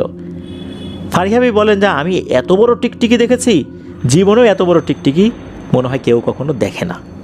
তার চোখ দুটো ছিল অনেক বড় বড় লাল বর্ণের। ফারিহা ভাবি আর কিছুই বলতে পারে না, শুধু বলে আমি অনেক ভয় পেয়েছিলাম। পরে মামি এই ঘটনার ব্যাপারে সব কিছু ফারিহা ভাবির মাকে জানান। তখন তিনি মামিকে বলেন এখন তাহলে কি করা যায় বলো তো। ফারিহা ভাবির মামি বলেন আপা আপনি চিন্তা করেন না, আমি এখানে একজন হুজুরের কাছে ঝাড়াতে নিয়ে যাব। এরপর বিকেলবেলা হুজুরের কাছে যান, গিয়ে দেখেন হুজুর বাড়িতে নেই, ঈদের ছুটিতে গ্রামে চলে গেছেন। তারা ওখান থেকে ফেরত আসেন। ওখান থেকে তারা বাসায় ফিরে আসার পর ফারিহা ভাবির মামি তার মাকে জানান যে হুজুর গ্রামে গেছেন। তখন ফারিহা ভাবির মা বলেন তাহলে ওকে আজকে ওর মামাকে দিয়ে এখানে পাঠিয়ে দাও। বাসায় আস্তে আস্তে ফারিহা ভাবির সন্ধ্যা হয়ে যায়। ওই সময় ফারিহা ভাবির মা ওনাকে তাদের এলাকার মান্নান নামক এক হুজুরের কাছে নিয়ে যান। যাওয়ার পর হুজুর বলেন সন্ধ্যাবেলা তো আমি কিছু করি না, কাল সকালে আসবেন। তবুও ফারিহা ভাবির মা অনেক অনুরোধ করাতে হুজুর একটি ছোট্ট কাগজে কয়েকটি সূরা লিখে দেন এবং বলেন রাতে ঘুমানোর আগে এটা পড়ে বুকে ফু দিয়ে ঘুমাতে। ওই রাতে আল্লাহর রহমতে ফারিহা ভাবির আর কোনো সমস্যা হয়নি, উনি ভালোভাবেই ঘুমিয়ে পড়েন, রাতেও কোনো সমস্যা হয় না। পরের দিন সকালবেলা যখন ফারিহা ভাবি তার মায়ের সাথে আবার হুজুর বাড়িতে যান, গিয়ে দেখেন হুজুর অসুস্থ। হুজুর বলেন আমি তো অনেক অসুস্থ, তাই এখন তো ঝাড়ফুঁক করতে পারবো না। হুজুর অসুস্থ হওয়ায় সেদিন আর ফারিহা ভাবিকে চিকিৎসা করতে পারলেন না।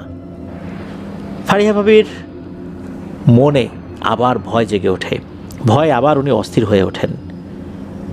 ফারিহা ভাবির মা ফারিহা ভাবিকে নিয়ে বাসায় ফেরত এলেন। ফেরার পথে ফারিহা ভাবি বারবার কি মনে করে পিছন দিকে তাকাচ্ছিলেন। ফারিহা ভাবি বুঝতে পারছিলেন মনে হচ্ছে কেউ যেন তাকে অনুসরণ করছে, কিন্তু কাউকে দেখা যাচ্ছিল না। ফারিহা ভাবি ভেবেছিলেন একটু বেশি মনে হয় চিন্তা করছেন, এইগুলো এই কারণেই মনের মধ্যে আসছে। বাসা আসার পর এগুলো নিয়ে খুব বেশি না ভেবে ফারিহা ভাবি নিজের রুমে চলে যান। বসে বসে ভাবছিলেন এগুলো কি হচ্ছে আমার সাথে, কেন এমন হচ্ছে। পরের দিন ফারিহা ভাবির মা রান্নাঘরে কাজে ব্যস্ত ছিলেন। ফারিহা ভাবি খেয়াল করলেন যে আবার স্বাভাবিক পরিবেশ আশেপাশে বিরাজ করছে বলে মনে হচ্ছে, কিন্তু সন্ধ্যার পর থেকেই ফারিহা ভাবির মনটা আবার ভারী হতে থাকে। আগে সব চিন্তা করে বুকের ভেতরে অদ্ভুত একটা চাপ সৃষ্টি হয়। এই পাশে ও পাশে তাকাতাকি করছিলেন আর মনে হচ্ছিল কেউ যেন ওনাকে দেখছে। ফারিহা ভাবি আয়নার সামনে দাঁড়িয়ে নিজের মুখের দিকে তাকান, খেয়াল করলেন মুখটা ফ্যাকাশে হয়ে গেছে, চোখের নিচে কালো দাগ পড়ে গেছে। তার সব কিছু আগের মতো নেই, কোনো কিছুতেই ভালো লাগে না। রাতে যখন ঘুমাতে যাবেন, ঘুমানোর সময় ওনার মা হুজুরের দেয়া কাগজটা বের করেন এবং হুজুরের যেই লিখে দেয়া সূরা এগুলো পড়ে বুকে ফু দিয়ে দেন। এটা করার পর ফারিহা ভাবি কিছুটা শান্তি পান, ঘুমিয়ে পড়েন। কিন্তু গভীর রাতে হঠাৎ আবার একটি অদ্ভুত শব্দে ওনার ঘুম ভেঙে যায়। চোখ খুলে যেটা দেখেন, এতটা ভয় পেয়েছিলেন মনে হচ্ছে এখনই উনি মারা যাবেন। উনি দেখেন সেই অবয়বটি বড় বড়, তার রক্তবর্ণের চোখ দিয়ে তার বিছানায় শুয়ে আছে এবং তার দিকে তাকিয়ে আছে, মানে তার পাশে শুয়ে আছে, তার দিকে তাকিয়ে আছে। প্রিয় লিসেনার্স, একবার ভাবুন যে আমরা কেউ বিছানায় একা শুয়ে আছি, হঠাৎ করে আমরা পাশ ফিরলাম, পাশ ফেরার পর যদি এরকম দেখি যে আমাদের পাশে কি একজন শুয়ে আছে, এরকম রক্তবর্ণের চোখ করে আমাদের দিকে তাকিয়ে আছে, কী অবস্থা হবে? আর ফারিহা ভাবি তো তখন ক্লাস 6 থেকে 7 উঠেছেন মাত্র, তাহলে ওনার ওই বয়সের অনুভূতিটা কেমন হতে পারে? তো উনি এমন ভয় পেয়েছেন ওই সময়, ওনার গলা দিয়ে কোনো স্বরই বের হচ্ছে না, কাউকে ডাকতেও পারছেন না, মনে হচ্ছিল শরীরটা একদম জমে গেছে, মুখ দিয়ে তো কোনো কথা বেরই হচ্ছে না। ওই সময় উনি জ্ঞান হারিয়ে পড়েন। কখন যে আসলে ওনার জ্ঞান ফেরত এসেছে বলতে পারেন না। পরিবারের সদস্যরা মনে করছে যে উনি ঘুমিয়েছেন, এই জন্য ডাকাডাকি করে নাই। সকালবেলা তার ঘুম ভাঙে, অর্থাৎ তার যখন জ্ঞান ফেরত আসে। এই ঘটনা উনি পরিবারের কাউকে জানান নাই। এই সমস্ত ঘটনা ভুলে যাবার জন্য ফারিহা ভাবি ভালো করে লেখাপড়ায় মনোযোগ দিতে থাকেন। পরিবারের সবাই মনে করেন তার মেয়ে বোধহয় স্বাভাবিক হয়ে গেছে। এভাবে আরও কয়েকটি দিন কেটে যায়। সবাই তাকে দেখতো যে ফারিহা ভাবি একদম স্বাভাবিক, স্কুলে যায়, লেখাপড়া করে, হাসে খেলে। কিন্তু ফারিহা ভাবি জানতেন ভেতরে ভেতরে তার মনটা আগের মতো নেই। এক রাতে ঘুমানোর সময় ফারিহা ভাবির মনে কেমন যেন একটা ভয় কাজ করছিল।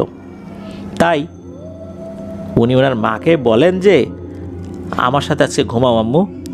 এরপর ওনার মা ওনার রুমে ঘুমিয়েছেন ওনার সাথে। মধ্যরাতে তার ঘুম ভেঙে যায়। এরপর ফারিহা ভাবি যা দেখেন, এটা দেখেও মারাত্মক ভয় পেয়ে যান। ফারিহা ভাবি দেখেন সেই কালো অবয়বটি তার এবং তার মায়ের মাঝখানে শুয়ে আছে, আর ফারিহা ভাবির দিকে বড় বড় রক্তবর্ণের চোখ করে তাকিয়ে আছে। ও অস্বাভাবিকভাবে হাসছে, তবে সেই হাসির কোনো শব্দ হচ্ছে না। যখন হাসছে তার মুখের ভেতরে থাকা দাঁতগুলো বোঝা যাচ্ছে, এলোমেলো দাঁত, তবে চোখা চোখা না, মানুষের দাঁতের মতোই অনেকটা স্বাভাবিক বলেই মনে হচ্ছিল। তবে দাঁতগুলো এলোমেলো, একটার উপর আর একটা উঠে গেছে দাঁত, এরকম মনে হচ্ছে। তখন ফারিহা ভাবি নিজেকে ধরে রাখতে পারেন না, ভয়ে ওখানে অজ্ঞান হয়ে যান। তখন যেটা হয় সেটা হচ্ছে সকালবেলা ওনার ঘুম ভাঙছে না। ফারিহা ভাবির আম্মু তাকে ডাকছেন, যখন ঘুম ভাঙছে না, উঠছেই না, তখন চোখে যখন পানি ছিটা দিয়েছেন তখন গিয়ে ওনার সেন্স আসে। ওনার মা তো মনে করেছেন যে ফারিহা ভাবি ঘুমাচ্ছে, আসলে তো উনি সেন্সলেস অবস্থায় ছিলেন। যখনই উনি সেন্সে এসেছেন তখনই তো চিৎকার দিয়ে কান্নাকাটি শুরু করছেন। এরপর বলেন যে এই ঘটনা ঘটেছে। এই কথা শোনার পর ফারিহা ভাবির মা তো বেশ ভয় পেয়ে গেছেন। চিন্তা করলেন যে এগুলো তো আসলে কি হচ্ছে, সমাধানটা কিভাবে করব। এদিকে যেটা হয়, অল্প সময়ের মধ্যেই ফারিহা ভাবির শরীরে মারাত্মক জ্বর চলে আসে। এখন জ্বরের তো চিকিৎসা করার দরকার। ফারিহা ভাবির মা ফারিহা ভাবিকে ডাক্তারের কাছে নেবার প্রস্তুতি নিতে থাকেন। এদিকে ফারিহা ভাবির যেহেতু শরীরে জ্বর আসে, অনেক ঠান্ডা লাগছিল, ঠান্ডায় তার শরীরটা কাঁপাকাঁপি শুরু হয়ে গেছে। যেহেতু জ্বর আসলে মানুষের শরীর এইভাবে কাঁপতে থাকে। ওনার পরিবারের লোকজনও খুব চিন্তিত হয়ে পড়েন। সাময়িক সমাধানের জন্য কিছু কম্বল এনে তার শরীরে জড়িয়ে দেন। ওই সময় কিন্তু গরম, অর্থাৎ গ্রীষ্মকাল, কিন্তু এরপরেও এমন কাঁপুনি দিচ্ছে, কোনোভাবে কাঁপুনি থামছে না। অনেক কষ্টে ফারিহা ভাবিকে নিয়ে ডাক্তারের কাছে তারা যান। ফারিহা ভাবির বাবাও ছিলেন সাথে। ডাক্তার কিছু ওষুধ দেন, কিন্তু ফারিহা ভাবি আসলে খেতে চাচ্ছিলেন না, তার মুখে কোনো রুচিও ছিল না। তার মা তাকে অনেক জোর করে ওষুধ খাইয়ে দেন। এবার ঘুমিয়ে গিয়েছেন। স্বপ্নে উনি দেখেন সেই অবয়বটি একটা ভয়ঙ্কর বিষয় দেখাচ্ছে তাকে। সে দেখাচ্ছে ওই অবয়বটা ফারিহা ভাবিকে তার গলায় দড়ি দিয়ে ফ্যানের পাখার সাথে ঝুলিয়ে মেরে ফেলেছে। ফারিহা ভাবি দেখছেন যে তার ডেড বডি ফ্যানের সাথে ঝুলছে, আর ওই অবয়বটা পাশে দাঁড়িয়ে নিঃশব্দে হাসছে দাঁত বের করে। এরকম স্বপ্ন দেখার সাথে সাথে ফারিহা ভাবি তো চিৎকার করে ঘুম থেকে উঠে পড়েন। এমন জোরে চিৎকার দিয়েছেন যে ওই যে পাশের যে প্রতিবেশী রোজার মা, ওনারা সবাই কিন্তু ফারিহা ভাবির রুমে চলে আসেন। সবাই দেখেন যে ফারিহা ভাবির শরীর একদম ঘেমে একাকার হয়ে গেছে, বড় বড় চোখ করে ভয়ানক দৃষ্টিতে তাকিয়ে আছে, আর বারবার বলছে আমাকে মেরে ফেলেছে রে, আমাকে মেরে ফেলেছে, আমাকে মেরে ফেলেছে। মেরে ফেলবে এটা বলছে না, বলছে মেরে ফেলেছে। রোজার মা এসব দেখে ফারিহা ভাবির মাকে বলে, আপা এটা সাধারণ কিছু মনে হচ্ছে না? এর আগেও শুনেছি যে তার সাথে ভয়ানক কিছু ঘটেছে, আপনারা কিন্তু বিষয়টার গুরুত্ব দেন নাই, কাজটা কিন্তু ভালো করেন নাই, এগুলোতে গুরুত্ব দেওয়া উচিত। মা হিসাবে আপনি যদি এগুলো না বোঝেন তাহলে বাইরের মানুষ কি বুঝবে? মেয়েটার উপর কিছু একটা প্রভাব আছে। তো আসলে শুরুর দিকে তো মা হিসাবে উনি চিন্তা করেছেন যে মেয়েটার কোনো একটা অন্য সমস্যা হতে পারে, ঘুম হচ্ছে না বা অন্যদের সাথে যদি কোনো ঘটনা ঘটে এগুলোর একটা বিরূপ প্রভাব তো তার মস্তিষ্কেও পড়তে পারে, এই কারণে এটা হয়েছে। উনিও তো আসলে বুঝতে পারেন নাই। আর তাছাড়া মেয়ে ভয় পেয়েছে, তাকে যদি আরও ভয়ের কথা বলতে থাকেন তাহলে তো মেয়েটা আরও দুর্বল হয়ে পড়বে। এই জন্যই মূলত উনি শুরুর দিকে বিষয়টা অন্যভাবে ট্যাকেল দেওয়ার চেষ্টা করছিলেন। এখন উনি বলছেন যে আপা কিভাবে মেয়েটাকে সুস্থ করব বলেন তো। তখন রোজার মা বলছেন যে আপনি কি আর মান্নান হুজুরের কাছে যান নাই? তখন ফারিহা ভাবির মা একটু হতাশ গলায় বলেন, না আপা, আমি তো ভেবেছিলাম যে স্বাভাবিক হয়ে গেছে। তখন তো রোজার মা চিন্তিত হয়ে বলেন, তাহলে চলেন আপা, এখনই যাই, পরে দেরি হলে আরও বড় সমস্যা হতে পারে, আপনার মেয়ের জীবন নিয়েও টানাটানি শুরু হয়ে যেতে পারে। এরপর দুজনেই আর দেরি না করে ফারিহা ভাবিকে নিয়ে সেই মান্নান হুজুরের বাসার উদ্দেশ্যে রওনা হন। যাওয়ার পথে হঠাৎ ফারিহা ভাবির শরীর আবার কাঁপতে শুরু করে, জ্বর ভীষণ বেড়ে যায়, চোখ দুটো লাল বর্ণের হয়ে আসে। ফারিহা ভাবির মা ভয় পেয়ে বারবার পানি খাওয়াতে থাকেন, কিন্তু কোনো কাজ হয় না। হুজুরের বাসায় ঢুকতেই মান্নান হুজুর দূর থেকেই ফারিহাকে হাতের ইশারায় সামনে ডাকেন। ফারিহা কিছুটা কাঁপতে কাঁপতে হুজুরের সামনে যায়। হুজুর ফারিহা ভাবির মাথায় হাত রেখে ধীরে ধীরে কোরআনের আয়াত পড়তে শুরু করেন। কিছুক্ষণ পড়ার পর হঠাৎ করেই ফারিহার কাঁপুনি বন্ধ হয়ে যায়, জ্বরও যেন কমে আসে। ফারিহা ভাবি স্বাভাবিকভাবে শ্বাস নিতে থাকেন। তখন মান্নান হুজুর গম্ভীর গলায় বলেন, আপনার মেয়ের এই সমস্যা আসলে এতদূর গিয়েছে, আপনি কেন পরবর্তীতে আর আসেন নাই আমার কাছে? আর কয়েকটা দিন দেরি করলে তো বড় ধরনের সমস্যা হয়ে যেত। আপনার মেয়ের পিছনে এক ভয়ঙ্কর জিনের নজর রয়েছে। এই জিনটি এতদিন যাবৎ আপনার মেয়ের উপর প্রভাব বিস্তার করে আসছিল, যার কারণে এমনটা হয়েছে। আরও কিছুদিন গেলে হয়তো বা এই জিনটা আপনার মেয়ের এত বড় একটা ক্ষতি করে ফেলতো, তখন শুধু আপনারা আফসোসই করতেন, আর কিছুই করতে পারতেন না। কী কারণে এই জিনটা ফারিহা আপুর পিছু লেগেছে হুজুর সঠিকভাবে এটা বলতে পারেননি, কিন্তু সবাই ধারণা করেছিল ওনাদের বাসার পাশে যে মসজিদটা করা হয়েছিল, ওনারা তো লোকমুখে শুনেছিলেন যে একজন হুজুর ওখানে কিছু দুষ্ট জিনকে বন্দি করে রেখে দিয়েছিলেন। এরপর তো ওখানে বড় আকারে মসজিদ করা হয়, এরপর থেকে আশেপাশে এই ধরনের সমস্যা শুরু হয়েছে। হয়তোবা এই জিনগুলো মুক্তি লাভ করেছে, নির্মাণ কাজ করার জন্য ওখানে যখন গর্ত করা হয়েছে, হতে পারে যে জিনিসগুলোর মধ্যে জিনগুলো বন্দি ছিল সেগুলো ভেঙে গেছে, এই কারণে ওরা আবার বাইরে বের হয়ে ওদের সেই পূর্বের যে বদভ্যাসটা ছিল সেটাই ওরা করে যাচ্ছে। হুজুর বলেন যে আমি রুকিয়া করে দিচ্ছি, আপাতত এখন আলহামদুলিল্লাহ ঠিক আছে, আপনারা বাসায় যান। তবে আগামী 2 দিন পর, অর্থাৎ আগামী 2 দিন আপনারা খেয়াল রাখবেন এবং 2 দিন পর আমার কাছে নিয়ে আসবেন, আমি আবার ঝাড়ফুঁক করে দিব। ফারিহা ভাবির মা ভয়ে ভয়ে জিজ্ঞেস করেন, হুজুর আর কি কি করতে হবে বলেন তো একটু। হুজুর বলেন যে ঠিক আছে, তাহলে একটা কাজ করেন, আগামীকাল সকালে আসার সময় 3টা তাবিজ, কালো সুতা, কালো জিরা আর 1 বোতল পানি আর একটু সরিষার তেল নিয়ে আসবেন। কারণ হুজুর চাচ্ছেন 2 দিন পরে আসতে, তারপরও কি মনে করে পরের দিন এই জিনিসগুলো আনতে বলেন ফারিহা ভাবির মা যখন কিছু বিষয় অনুরোধ করেন আর কি। পরদিন সকালবেলা হুজুর যা যা নিতে বলেছিলেন সেগুলো নিয়ে এই যে রোজার মা আর ফারিহা ভাবির মা তারা হুজুর বাড়ির উদ্দেশ্যে রওনা দিয়েছেন। তখন ফারিহা ভাবি বাহ্যিকভাবে একদম স্বাভাবিকই ছিল, কিন্তু হাঁটতে হাঁটতে তার মনে হচ্ছিল কেউ যেন অদৃশ্যভাবে তার পেছন পেছন হাঁটছে। আবার মনে হলো, হঠাৎ করে মনে হচ্ছে যে তার পাশাপাশি হাঁটছে। পেছনে হাঁটলে কিন্তু এক ধরনের অনুভূতি হয়, পাশাপাশি হাঁটলে এক ধরনের অনুভূতি হয়। মাঝে মাঝে সে পেছন ফিরে তাকায়, আবার পাশে তাকায়, কিন্তু কাউকে দেখা যায় না। এই অস্বস্তিকর অনুভূতিটা কিছুতেই যাচ্ছিল না, মনে হচ্ছিল তার সাথে সাথে কোনো অদৃশ্য শক্তি তাকে অনুসরণ করছে। হুজুরদের বাসায় পৌঁছানোর পর বাড়ির ভেতরে ঢুকতেই সেই অনুভূতিটা হঠাৎ করেই কমে যায়। তবুও ফারিহা ভাবি বারবার পেছনের দিকে তাকাতে থাকে, কিছু একটা খুঁজছে। তখনই হুজুর সামনে এসে বলেন, কি খুঁজছিস মা? হুজুরের কথায় ফারিহা ভাবি যেন চমকে ওঠেন। কিছুটা থেমে আস্তে আস্তে করে বলেন, হুজুর আমার মনে হচ্ছিল কেউ আমার পেছনে পেছনে আমার সাথে হাঁটছিল, একবার আমার পাশে চলে আসছিল, আবার পেছনে চলে গেছে, আবার পাশে চলে আসে। তখন হুজুর বুঝতে পারেন ওই জিন এখনও পুরোপুরি তার পিছু ছাড়েনি। এরপর হুজুর যেই উপকরণগুলো নিয়ে আসা হয়েছিল সেগুলো পড়ে দেন, 3টা তাবিজে সূরা লিখে দেন এবং এই কাগজের টুকরোগুলো তাবিজের ভিতরে দিয়ে দিয়েছেন, সবসময় পড়ে থাকতে বলেন। আরও বলেন এই জিনটা এখনও আছে, পুরোপুরি যায় নাই, তাই সাবধানে চলতে হবে।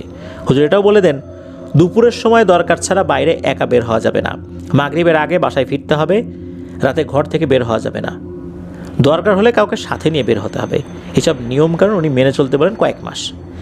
এরপর হুজুর ফারিহা ভাবির কাছে এসে বলেন, ভয় পাস নে মা, জিনটা তোর পিছু পুরোপুরি ছেড়ে যায়নি, কিন্তু তুই ভয় পাবি না, যা যা বললাম মেনে চলবি, ইনশাল্লাহ জিনিসগুলো কমে যাবে। তবে তোর উপর ভর করার চেষ্টা করবে, মনে সাহস রাখবি, ভয় পেলে কিন্তু ওরা আরও সুযোগ পেয়ে যায়।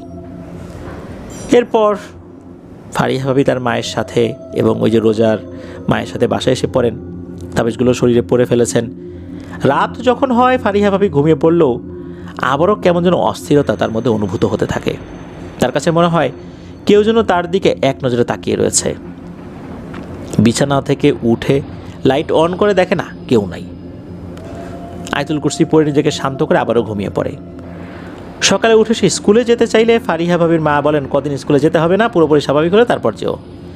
এই কথা শুনে ফারিহা ভাবি তার মাকে আর কিছুই বলেননি। 2 সপ্তাহ পর ফারিহা ভাবি আবার স্কুলে যেতে শুরু করেন। সব কিছু আল্লাহর রহমতে ভালোভাবেই কাটছিল, কিন্তু স্কুল শেষে কোচিং শুরু হবার পর থেকে আবারও ফারিহা ভাবির ভেতরে ভয় অনুভব হতে থাকে। সবসময় কেন জানি মনে হয় যে তার সাথে কেউ রয়েছে, সে সবসময় তার উপর আবার নজর রাখতে শুরু করেছে।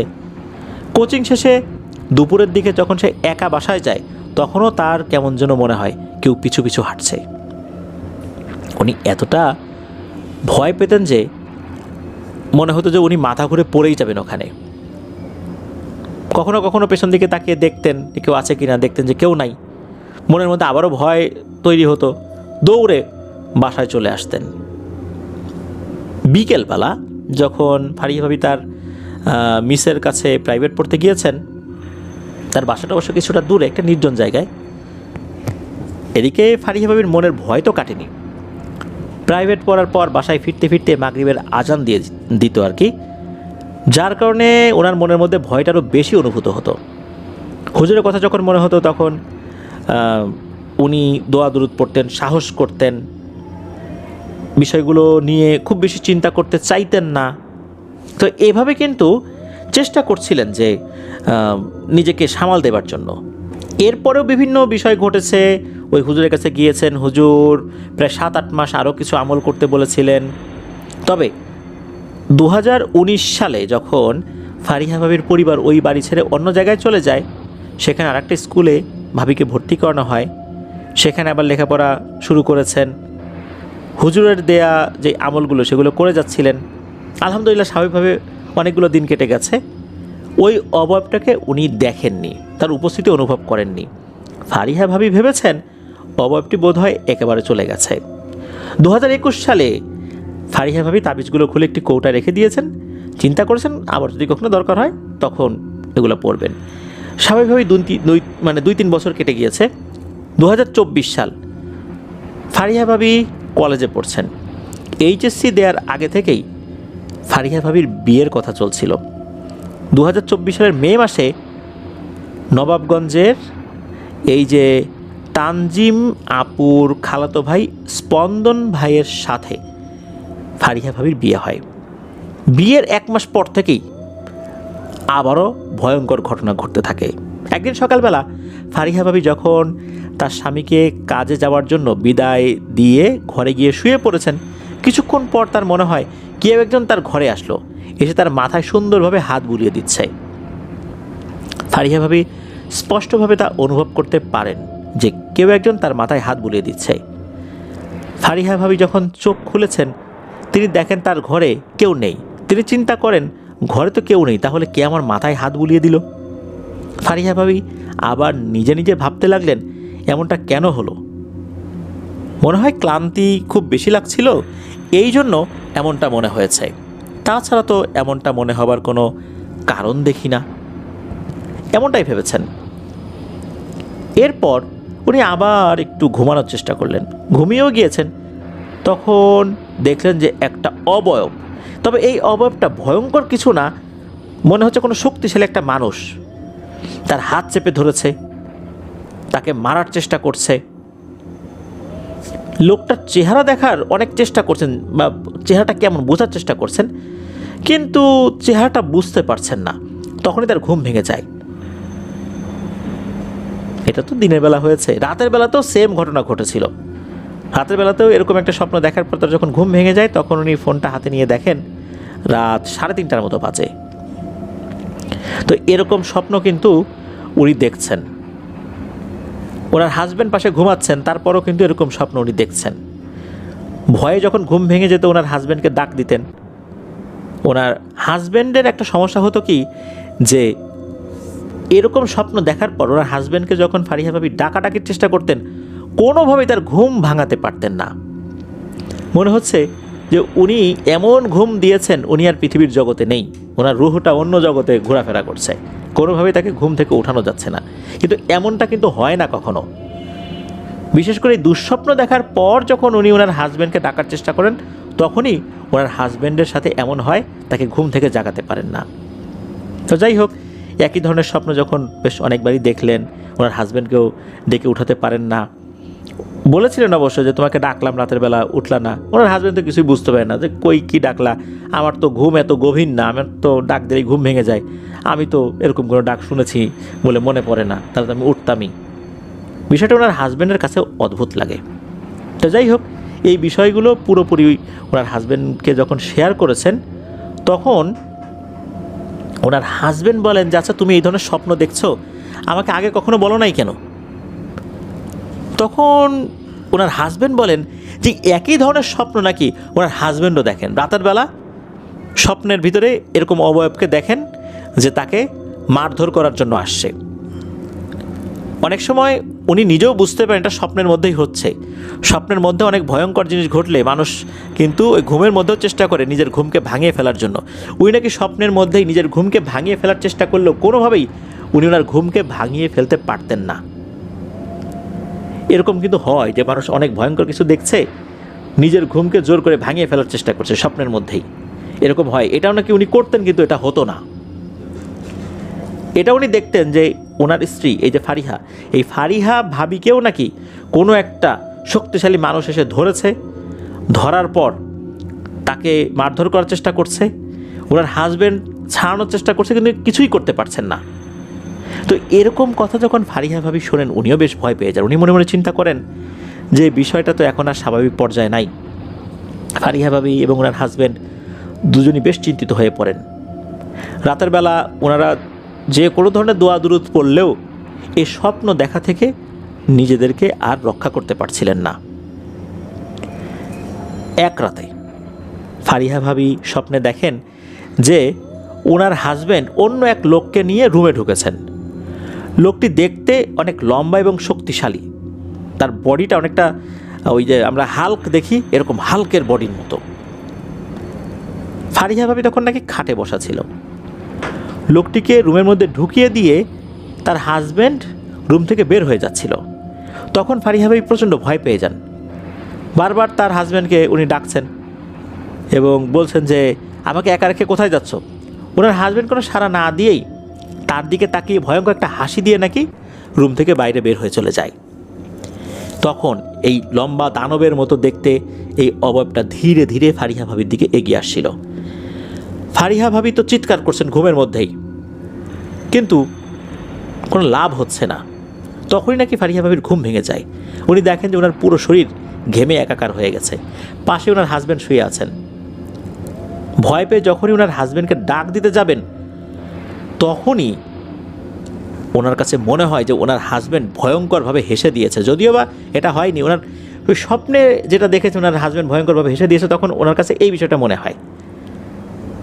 তখন আর ওনার হাজব্যান্ডকে ডাক দিতে সাহস হলো না। যদি ওনার হাজব্যান্ড ঘুম থেকে উঠে সত্যিভাবে হেসে দেয়, তখন তার এক বিপদ হবে। সারা রাত আর ঘুমাতে পারেননি ভয়ে। ফজর আজান মানে যখন ভেসে আসে, তখন ওনার ঘুম আসে। সকালবেলা ওনার হাজব্যান্ড ওনার শাশুড়িকে সব কথা খুলে বলেন। তখন ওনার শাশুড়িও বলেন যে আরে কী ব্যাপার, তোমরা কী বলো, আমিও তো একই ধরনের স্বপ্ন দেখতেছি। আমি দেখতেছি যে আমার ছেলে তোমাকে নিয়ে একটা পুরনো বাড়িতে চলে যাচ্ছে, আমিও সাথে যাচ্ছি। এরপর তোমাকে সেই পুরনো বাড়িতে রেখে আবার আমরা দুজন চলে আসতেছি আমাদের বাসায়।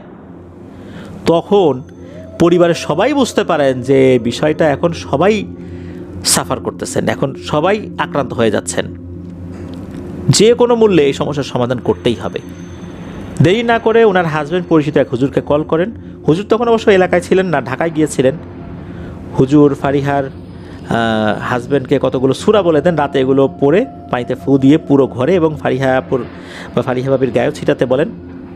এরপর আলহামদুলিল্লাহ ওই রাতে অবশ্য কোনো সমস্যা হয়নি, ওনারা ওই রাতে বাজে কোনো স্বপ্নও দেখেননি। দুদিন পর হুজুর তাদের বাসায় এসে ফারিহা ভাবিকে দেখেন এবং ভালো করে ঝাড়ফুঁক করে দেন। তিনি কিছু পানি পরা দেন আর বলে দেন যে রাতে ঘুমানোর আগে তাদের ঘরে, নিজের শরীর এবং বিছানায় পানি ছিটাতে। আরও বলেন সব সময় পাক পবিত্র থাকতে। নাপাক অবস্থায় কোনোভাবেই সন্ধ্যার পর দরকার ছাড়া ঘর থেকে বাইরে বের হওয়া যাবে না। যদি একান্ত বের হতেই হয়, অজু অবশ্যই করে নিতে হবে, এছাড়া কোনো উপায় নেই। 3 কুল আয়াতুল কুরসি পড়ে শরীর বন্ধ করতে হবে। এরপর বাইরে যদি যেতে হয় তাই করতে হবে, বাইরে যেতে হবে। মাগরিবের আজানের আগে দরজা জানালা বিসমিল্লাহ বলে বন্ধ করতে হবে। যে কোনো কাজ, যেমন খাওয়ার শুরুতে, রুমে যাওয়ার শুরুতে, ওয়াশরুমে যাওয়ার শুরুতে, বাইরে বের হতে যেই দোয়াগুলো রয়েছে, মাসনুন দোয়া যেগুলো রয়েছে, এগুলো করতে হবে। এমন কোনো কাজ যেই কাজের নির্দিষ্ট কোনো দোয়া রয়েছে কিন্তু ওনারা জানেন না, সেক্ষেত্রে বিসমিল্লাহ বলে কাজটি শুরু করতে হবে। 5 ওয়াক্ত সালাত আদায় করতে হবে, কোনোভাবেই নামাজ ছাড়া যাবে না, নাহলে কিন্তু সমস্যা আবারও হবে। হুজুরকে জিজ্ঞেস করা হয় কী কারণে সমস্যা হচ্ছে। হুজুর বলেন যে এগুলো মেনে চলেন, ইনশাল্লাহ সব ঠিক হয়ে যাবে। এছাড়া উনি আর কিছু বলেননি। তা আলহামদুলিল্লাহ এরপর থেকে ফারিহা ভাবি আর ওনার শ্বশুরবাড়ির লোকজন এ ধরনের স্বপ্ন আর দেখেননি। আস্তে আস্তে সব কিছু ঠিক হয়ে যায়। ফারিহা ভাবির কিন্তু এখনও চিকিৎসা চলছে। ওনার উপর কেন এই জিনটা এসে আক্রমণ করেছিল, মূল কারণটা কিন্তু এখনও অমীমাংসিতই থেকে যায় বলে জানিয়েছেন রাকিব ভাই আমাদেরকে। আর যে সমস্ত হুজুরদের কাছে নিয়ে যাওয়া হয়েছিল, ওনারাও পরিষ্কারভাবে কিছু বলতে পারেননি। এমন হতে পারে ওনারা বিষয়টা বুঝতে পারেননি, আবার এটাও হতে পারে ওনারা বুঝেও বলতে চাননি। এরকম অনেক কিছুই হতে পারে। তো যাই হোক, এখনও চিকিৎসা চলছে, পুরোপুরিভাবে এই সমস্যা থেকে বের হতে পারেননি। ওনারা দোয়া চেয়েছেন আমাদের কাছে, আমরা আল্লাহ তালার কাছে দোয়া করি। আপনাদের ওয়ার্ল্ডের পক্ষ থেকে আমরা সবাই ইনশাল্লাহ দোয়া করব আল্লাহ তালা ওনাদের যেন এই সমস্যা থেকে দ্রুত মুক্তিদান করেন। শুধু ওনারা নন, যারাই এই ধরনের সমস্যায় জর্জরিত হয়ে আছেন, আল্লাহ তালা সবাইকে হেফাজত করুন। ধন্যবাদ জানাচ্ছি আজকের এপিসোডে যে 2 জন ঘটনা পাঠিয়েছেন, সাব্বির ভাই এবং রাকিব ভাইকে। আশা করি আপনাদের কাছ থেকে আরও অনেক ঘটনা ইনশাল্লাহ পাবো। যারা ওনাদেরকে ঘটনা দিয়েছেন তাদের জন্য শুভকামনা রইল। রাকিব ভাইকে যিনি ঘটনা দিয়েছেন আমাদের এই প্ল্যাটফর্মে প্রচারের জন্য, তার জন্য শুভকামনা রইল। প্রিয় লিসেনার্স, এই ভিডিও লাইক বাটনে প্রেস করতে ভুলবেন না। ভিডিও লিঙ্কটাও বেশি বেশি করে শেয়ার করে দেবার অনুরোধ করছি, যাতে করে যারা সত্য ভাইয়ের ঘটনা শুনতে ভালোবাসেন তাদের কাছে আপনাদের ওয়ার্ল্ড পৌঁছাতে পারে। তাহলে আমরা অনেকটা পথ একসাথে পাড়ি দিতে পারবো ইনশাল্লাহ। আজকের এপিসোড থেকে বিদায় নিচ্ছি। আগামীকাল আমাদের আফনান্স পি ইউটিউব চ্যানেলে ফেয়ার উইথ টুয়েসডের নতুন আরও একটি এপিসোড শোনার আমন্ত্রণ জানাচ্ছি। যারা আমাদের ওই চ্যানেলে এখনও সাবস্ক্রাইব করেননি তাদের জন্য বলছি যে আফনান্স বি নামে আমাদের আরও একটি ইউটিউব চ্যানেল রয়েছে, সেটার লিঙ্ক ওই ভিডিও ডিসক্রিপশনের একদম উপরের দিকে দেওয়া রয়েছে। সেখানে ক্লিক করলেই আপনারা আমাদের ওই চ্যানেলে ঢুকে যেতে পারবেন। সেখানে সাবস্ক্রাইব করার অনুরোধ করছি। আজকের এপিসোড থেকে বিদায় নিব। সবাই ভালো থাকবেন, সুস্থ থাকবেন। আমার জন্য দোয়া করবেন, আমার পরিবারের জন্য দোয়া করবেন, আপনাদের জন্য দোয়া রইল, আপনাদের পরিবারের প্রত্যেকের জন্য দোয়া রইল। মহান আল্লাহ সুবহানাহু ওয়া তাআলা আমাদেরকে ভালো রাখুন, সুস্থ রাখুন, নিরাপদে রাখুন, আপনাদের ওয়ার্ল্ডের সাথে রাখুন। আসসালামু আলাইকুম।